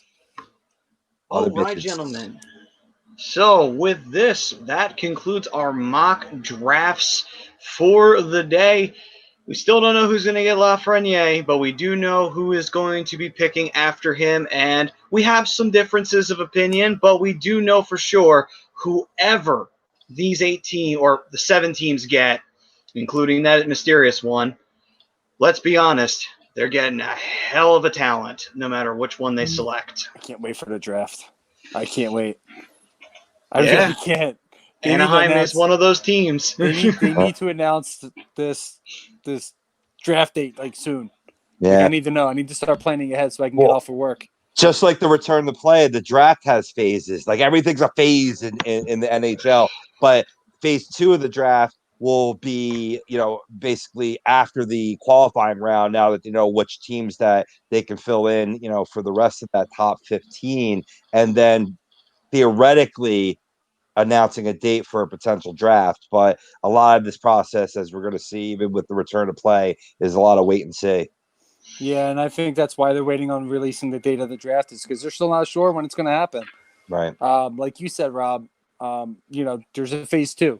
So we need to figure out where some of these other teams are gonna start falling into place. And, in order for that to happen, the qualifying round needs to happen. And from what I understand, too, and we were talking about this the night that the draft lottery did happen, is if they have to call off play, I believe they go off of point percentage of the bottom 8 teams, and then they just kind of fill out 9 through 15 or something like that. Yep. Yeah, 9 through 15, and just do it based off of point percentage there. If they don't, they have to. The losing teams in the qualifying round all have a 1 in 8 chance of winning that number 1 overall pick, which I was hoping. I was hoping. I should have known better. It was good to see that, moving on throughout the playoffs in terms of any potential, say, ties in the round robin tournament for the top 4 seeds that are, theoretically on bye during the qualifying rounds are based on the point. So it gives a little meaning to the season. You know what I mean? Because we lost that a little bit because of this pandemic. But using that as a tiebreaker obviously is the wise and probably most obvious thing to do for both that scenario as well as qualifying round, in terms of if there is such a tie or situation. Yeah, and I'm on board with it. Like, a lot of people don't like the idea of the round robin, but I'm for it. I think it's a good idea. It keeps these top 4 seeds fresh and playing while these other teams are playing as well. Hey, it's a 1-year thing. It's a 1-year thing. So speaking as a homer, I fucking love it, because the Flyers, they can only go up. They're either going to be 4 where they're at, or they're going to be 3-2-1. I mean, you got to give meaning to these games. It can't just be, just an exhibition, because these guys just want them to play a little bit harder, so that way they don't just come out and be sluggish. They want an entertaining product. They should have came up something else though on the line, because if Boston, your President Trophy winner, isn't the number 1 seed, that's it. I kind of like it personally, but in a journalistic sense, that's not right. No, I get it. And you look at it this way. Boston didn't play Philadelphia well at all this season, and they still wound up being a President's Trophy winner. So that plays to the edge of the Flyers because of their regular season record. Yep. Even though theoretically the regular season doesn't mean shit anymore, because it is the playoffs, and it's a whole other animal. It's a whole other beast. Yeah, well, and also because of this long wait for wait and see. Everybody's been getting healthy, and everybody's been waiting for the play to be restarted in the training camp. It's basically a whole fresh new year. The only difference is hey, we're not doing an 82 gamer. You guys are going straight to the playoffs. That's the difference. Here's something that Pronger said on the show a few weeks ago is, and it's a great point. Everybody's healthy again. Every team has the same amount of rest. Yeah. They're getting all the injured players back. Myers is going to be back. JVR is going to be back. Nate McKinnon's going to be back for Colorado. So everybody's getting healthy. There's going to be no disadvantage as far as injuries go. Every team's got the advantage. Every team's got the advantage. So that, I think that makes it a hell of a lot more entertaining as well. All right. Well, can't wait for the playoffs to get started. Brian also cannot wait for the draft to get started. And I want to know who we're taking. That's all I want to know. I don't care about anybody else. I just want to know who I'm taking. I know. I want to know who am I rooting for. What jersey do I have to go out and get next? Listen, if it's Marco Rossi, I'm going out and getting a Rossi jersey. I'm sure I'm telling you you that are. right now. I love the kid. He's my favorite player in the draft. But gentlemen, with the draft lottery, the mock drafting all finished out, before we say our goodbyes to everybody, why don't we do a real quick penalty box to send this bad boy on home? I get Yeah, a we haven't better done one idea. in a couple weeks. That sounds good. I actually got a better idea. Oh, What? We got to celebrate. Celebrate what? My man, Oscar. Oh, Oscar. yeah, Oscar we can't sign off without talking about Ringing the Oscar. bell, baby. Ringing That's the bell. right. That's right. Oscar did do that. The man himself, the myth, the legend, Oscar, kicking the shit out of cancer. And you know what? Can't wait to see him back in the orange and black whenever that is. But hey, man, keep kicking ass, keep taking names. We're all standing with you. Before you know it, you'll be wearing the Flyers crest again, scoring a whole bunch of goals for us. We can't wait. I'm very excited for him. You know, cancer's been something that's affected my family, and to an extent, still is affecting my family. You know, I unfortunately lost my mom to the disease, and the one thing that I do know is that he rang the bell. His treatments are done. That's a great thing. But here's the thing, and this is the most important part. He's not cancer free yet. They haven't announced that he is in remission. His treatments are done. There is a good possibility that, you know, he may not be in remission for a while. But he's feeling good. He's positive. He's ringing the bell because he's going home. And that's the important takeaway from this. You know, I always keep saying there's things in life that are bigger than sports. This is one of those moments. And, you know, I'm still going to pray for Oscar, and I'm still hoping for the best for him. I want to see him back on the ice sooner than later as well. But let's keep in mind, he's not in remission yet. He's not cancer-free yet. His treatments are done. He's home. That's the important takeaway. This is a very huge and important step. Now, time is going to tell what's going to happen next. Right. Yeah, the first 6 months are crucial. Nope. And it's something I saw firsthand because treatments ended for my mom, and she came home. Right. And not soon after she was home, she was right back in the hospital. And as much as it sucked to see it firsthand. Yeah. And I don't want it to see it happen to Oscar, and I'm putting that out there right now. So, you know, it's a day-by-day thing with him. Obviously, let's not, you know, put the pedal to the metal and say, oh, my God, Oscar's back. Let's get him back on the ice now. His treatment's over. He's cancer-free. Let's go. That's not the case. It's not the case. So, being somebody that's seen it firsthand, it's a day-by-day process.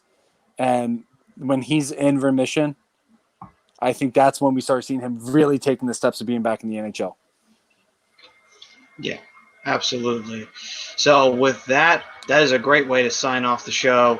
Great step in the right direction for Oscar. Can't wait. Hopefully he does not have to go back. Hopefully he does go into remission. And you know what?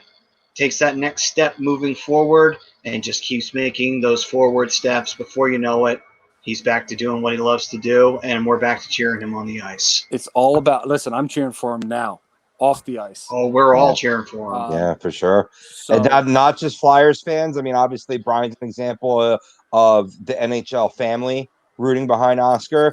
And what's great is that, I mean, it's not the greatest, you know, reasoning behind it, obviously, coming from, you know, personal strife. But again, with him ringing the bell, trending on Twitter, like the support and the outpour has been phenomenal to the point where, man, I'm even starting to like Penguins and Devils fans. I never thought I'd see the day. yeah, it's great. I mean, listen, we can trash talk each other's fan bases and fight in the stands or whatever. But when it comes down to the important things, the things that are bigger than the sport, the things that, you know, we as a hockey community, as fan bases of you know, all these other teams, we come together as one, as a brotherhood. Oh yeah, because that's what it is at the end of the day. It's a brotherhood. It doesn't matter who you root for. The hockey family, the hockey community, it's a brotherhood. And when one of us is hurting, we all stand up for that person. Oh, absolutely. And we're all standing up for Oscar. Absolutely. So, with that, ladies and gentlemen, we bring to the end another edition of the Hockey Happy Hour. Like we said before, Oscar Strong, we stand with him. We will always stand with him, and we can't wait until he's done fighting through this. And we can't wait to hear the day that it's in remission. And with that being said, though, folks, from all of us here, we thank you for joining us for another edition here of the Hockey Happy Hour on A2DRadio.com. We've got plenty of great shows to choose from. Kicking it stateside, if you're a big soccer fan, we've got soccer for you. If you love wrestling, In This Very Ring and Lazy Booking. And, of course, if you love hockey, you've got us. But if you love the other major sports, basketball, baseball, and football, you've got Agree Disagree. You've got Fix and AM all coming together in their gigantic, super mega crossovers on Wednesdays. And you, of course, have Birds of a Feather, Weekly Roundup, On the Road to Victory. We've got all these great shows available for you guys at any time. Feel free to check it out, and you'll enjoy it. Trust me, you will. And if you love us, and you love what we do, and you support us, go to Philly Drinkers LLC. Pick up some merch, hats, T-shirts, hoodies. Do you have a specific show you like best? Go on and grab a show shirt. Show your support. I got a couple on the way. QB Factory T-shirts. I believe if you use the promo code A2D, you get 25% off of that T-shirt specifically, and only that T-shirt. Brodo, I'm sure you can confirm that. Was that the right promo? He said yes. Okay, cool. Cheers. So, Philly Drinkers LLC. Go to phillydrinkers.com, get your A2D merch. For the hockey fans, man, the A2D Shield one, I just noticed that they have it in orange. It's phenomenal for us Flyers. Awesome. That's on the way of the house. Yeah. Oh, you have the one, but it's the orange shirt with the black shield. Oh no, I got the black shirt with the orange shield. Right. I just noticed they had that option, so I want them to add the orange option T-shirt with the Hockey Happy Hour logo. Obviously, if you're a fan of the show, you can get our show's T-shirt on phillydrinkers.com as well. They don't have that. That's the one I want, because dude, it would just look so boss with the puck. So yeah, hopefully they said they were going to add it to the site, but that hasn't happened yet. So, but it'll happen soon, and I will be ordering it. Yeah, that's what I'm waiting for. I'm waiting for my QB Factory shirt and my Hockey Happy Hour shirt. Let's go. Yeah. phillydrinkers.com, baby. Go get your A2D merch. Absolutely. They are all kick-ass designs for hockey, basketball, football, wrestling. It's all there. And Alex not just for shirts. He'll take care of you. Everything. Well, with that, we will say goodbye. We are brought to you by Specialized Physical Therapy, and we are also brought to you by Ambuck Services.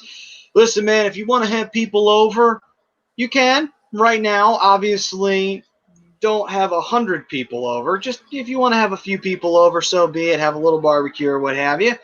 You want your lawn to look nice, don't you? So you mow the lawn, but you need the trees trimmed, gutters cleaned. You need all that shit taken care of. You need your deck restored. You don't need to back break yourself on that one. All you got to do is call Ambuck Services, and they'll take care of all that shit for you. Give them a call at 856-879-5530. Ambuck Services will take care of all that. Make your neighbors envious. Make them want what you have. Ambuck will make sure that you have that. So you tell them A2D sent you, you get 20% off. Absolutely. That's not even a great deal on top of it. What more could you want? With that being said, though, guys, we thank you for joining us. I'm Matt Sassuti, along with the Darkwing Brian Daly. The broken one, Mr. Rob Povia. I am over 3,000 years old. Wow. You're old. That's only my essence, not my body that you in front of you. This vessel, known as Rob Povia. He is only 41 years old. He is the spry chicken. He is in the prime of his life. He's still old. Yeah, pretty much. It's all right. I'm not far behind you. We thank you guys for joining us for whatever the fuck this is on A2DRadio.com. It's supposed to be a hockey show. We don't know what it becomes. I'm auditioning to be a guest spot on one of your wrestling shows. That's all I'm trying to do. I'm just trying to audition. Oh, don't Trying worry. to You will be soon enough. Don't get my worry. foot in the door. You know what I mean? Don't worry, Pove. It'll happen. It'll happen. We thank you for joining us, folks, for another edition of this Hockey Happy Hour, we think. And we will see you guys next week. We'll see what's going on. If the NHL is going to officially have its training camps getting ready to go and everything like that, we will definitely be talking about that if the dates don't get moved back or what have you. If there's nothing really to talk about that's pressing, we'll come up with something. We'll have something for you guys. Don't worry. We got plenty of bag of tricks for you. So with that being said, guys, we thank you. We love you. Stay safe. Stay healthy. Happy 4th of July. Take care of yourselves out there. Peace. Love. Bye, everyone.